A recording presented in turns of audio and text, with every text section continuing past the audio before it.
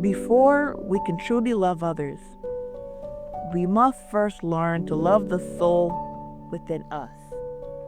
Love is more than just a feeling, it's a divine energy that flows through us, shaping the way we see ourselves and the world. If we are created in love, then why do so many of us struggle to embrace it within ourselves? As a photographer, I've witnessed the moment someone finally sees their own light through my lens. But real self-love isn't about a perfect picture. It's about recognizing your beauty, your worth, and your spirit in every moment of your life. Today, we're diving into the power of self-love, the fear of being alone, and how embracing yourself fully can transform the love you attract. Now, what is love at its core? Love isn't just an emotion. It's the essence of our soul, the energy that connects us to God, the universe, and each other. Many of us seek love externally, but true love is already within. If we were made in divine love, why do we seek validation outside of ourselves? Now, how do we block love? We block love with doubt, fear, and comparison. By doubting ourselves, fearing ourselves, and comparing ourselves to others, it doesn't grow our light, it just dims it. Negative self-talk and unhealed wounds make us believe we are unworthy.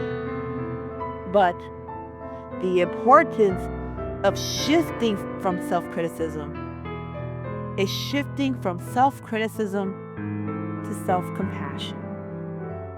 In photography, light is everything. Without it, even the most beautiful subjects remain unseen. The same goes for self-love. You have to let your inner light shine before you can truly be seen. Before I met my mentor, O.J. Rohn, I felt like I was lost in photography. Now, I fell in love with photography originally because I love modeling. I love fashion, and I loved how I saw myself in front of the camera. But the minute I picked up that camera and turned it around and faced it towards others, especially people who had that self-love and that self-confidence in themselves, and I captured that light in someone's eyes, I never felt anything like it before. Now, the minute I learned about lighting and I brighten up someone who already had that light in themselves, it was an experience I never wanted to go back from. Now, what I loved more than able to capture someone who had that confidence is running into people that say, well, I just don't like getting my picture taken.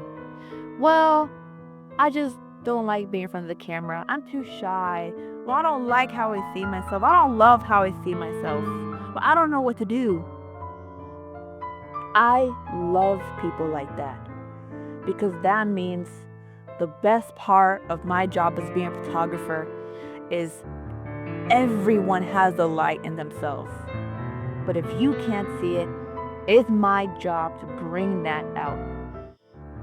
And that's why I love capturing people who just need a little bit of help with their self-love. I will never forget one of the first people I was taking pictures of. Her name is Chloe, and she was a few years older than me in high school. We were in the same choir, and me and my friend started photography together.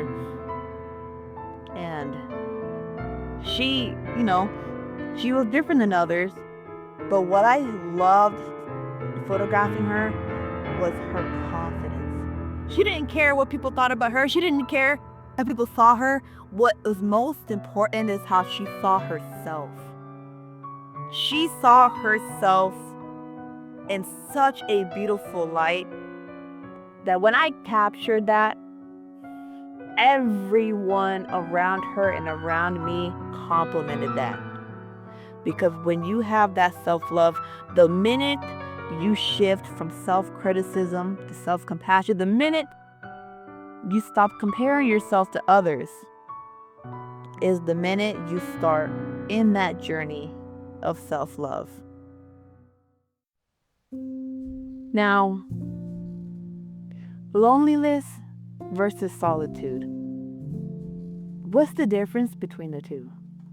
Loneliness is the fear of lacking love, while solitude is the practice of filling yourself with love.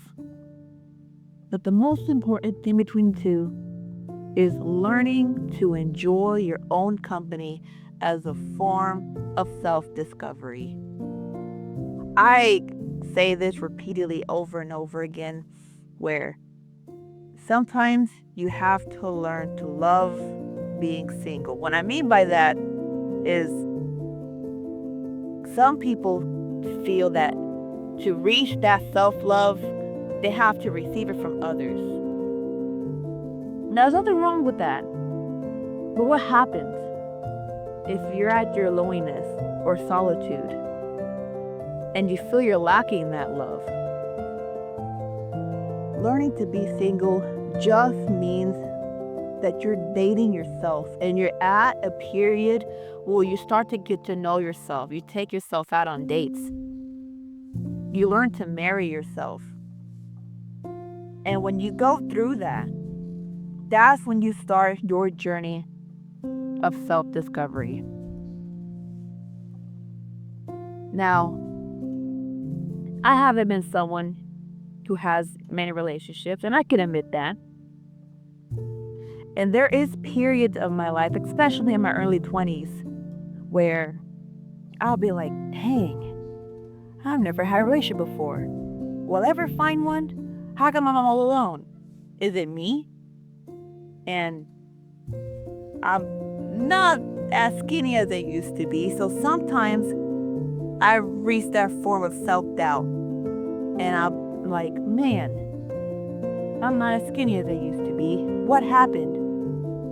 But I've learned over the years where the minute you stop listening to outside voices and start being true to yourself, then you start that early form of self-discovery and you start learning to just love yourself in your own space and your own comfort. And now I realize that anybody could tell me something, and as long as I stay true to myself and true to my heart, then I can continue practicing my self-love every day. Now, how to find divine presence in stillness? Prayer, meditation, or simply sitting in silence connect with yourself. But more than that, it connects yourself with God. By praying, meditating, or simply just sitting in silence, it helps you connect with yourself, not only to a higher power, but a higher power in yourself. Like I said, taking yourself out on dates or simply writing yourself a letter or talking to yourself, it helps you start in that self-discovery journey, and it helps you get to know yourself a bit better. And when you get to know yourself a bit better, it's like you stop listening to outside voices. It's like you stop listening to fear. And then you realize that you were never alone in the first place, that divine love has always surrounded you. Healing from past wounds and releasing relationships that don't serve your spirit is heavily important. And sometimes it's about forgiveness. Now, some of us, me included, it's hard for us to forgive. But by releasing the past and releasing what no longer serves you, It helps heal wounds that you've had a hard time of letting go, because you don't do it for others, you do it for yourself, and that's how you can start healing yourself and loving yourself. Now, a self-portrait isn't just about capturing an image, it's about embracing who you are in that moment. Now, when was the last time you truly looked at yourself? Not with judgment, but with love.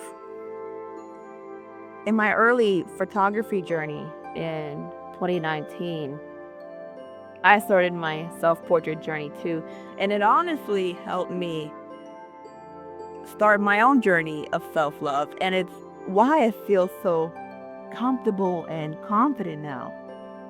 Even recently, I recently turned 26, February 5th, and in my later 20s, I don't look the same as when I was 18, 19, 20, and sometimes I get reminded of that, but sometimes it just takes a crazy idea of wearing a really fancy dress, going out into the woods with your brother, and just taking pictures. And when I look at myself, I didn't care what I looked like 5 years ago, 6 years ago.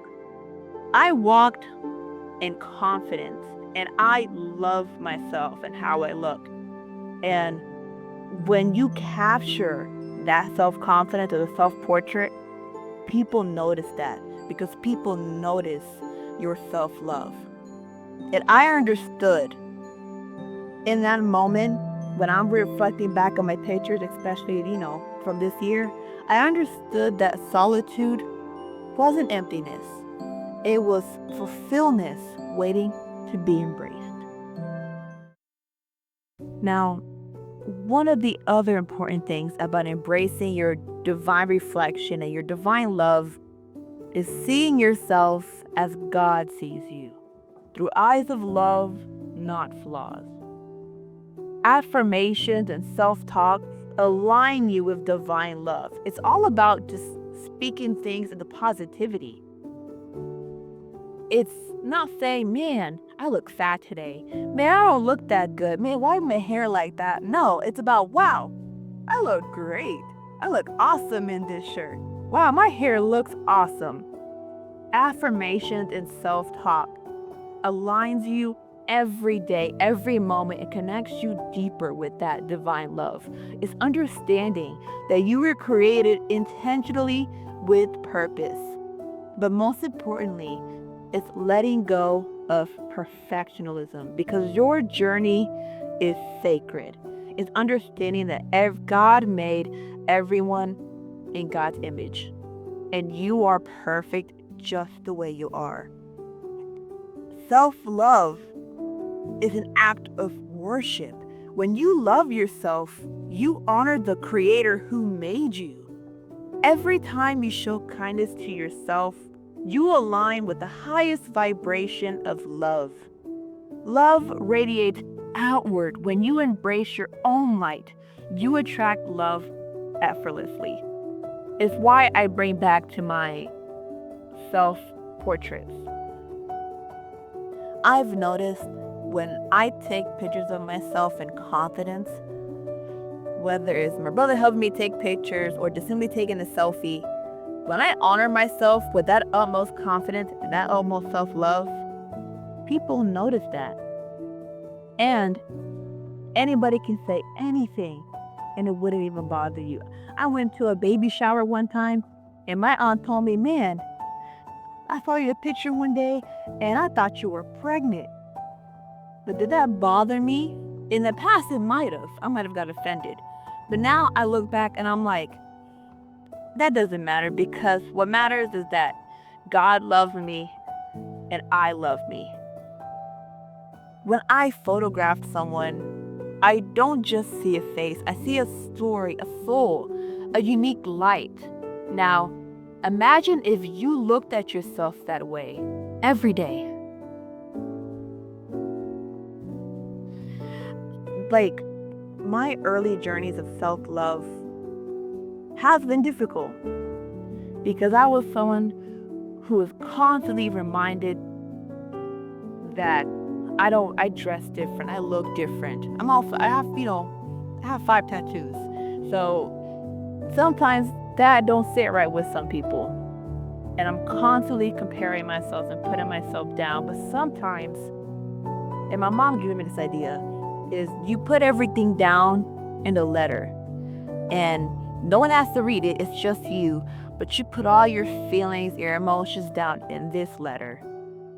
And when I did that, honestly, over time, I started feeling better. And over time, it was a letter filled with affirmations, reminders of my strengths, and words of love. Key word to that, I actually have the word strength tattooed on my arm. And my mom was actually the one who picked that out because it's not only a physical reminder, but it's a mental reminder that I am loved and that I have my inner strength. And I realized that if we can write words of love for others, then we could do it for ourselves. So I challenge you to write yourself a love letter this week, especially since Valentine's Day has passed.